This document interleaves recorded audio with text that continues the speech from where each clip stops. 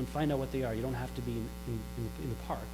There's a city hall over here, and there's a process for you to be heard.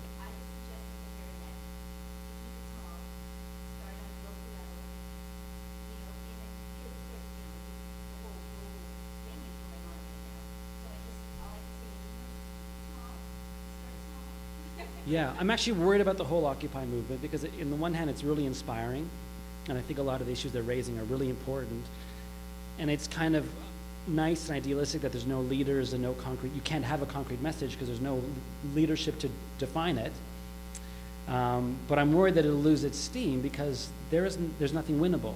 I mean, people compare it to the Arab Spring, but it's like they knew what they were trying to do, and they waited until it happened, and it happened. So it would be better if somehow these movements could morph into something saying, okay, what are we actually asking for? And the interesting thing, the original call out from Adbusters in Vancouver that started the Wall Street Occupy was specific. It was about campaign finance reform to take money out of elections, private money out of elections. And somehow that's been lost.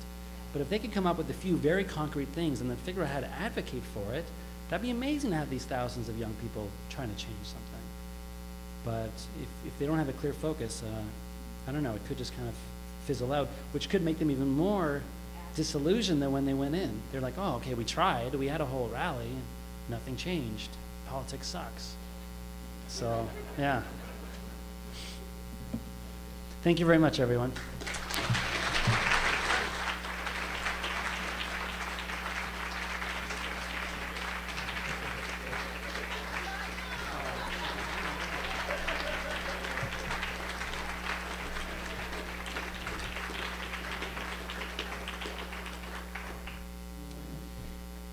It's an interesting scenario.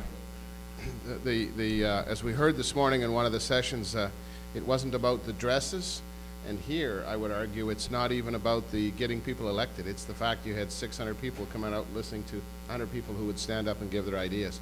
And if there's one thing that we should encourage your daughter and the rest of our young people and old people, I would argue, is stop, what's the B word, amongst their friends and stand up and say, listen, let's talk about these things.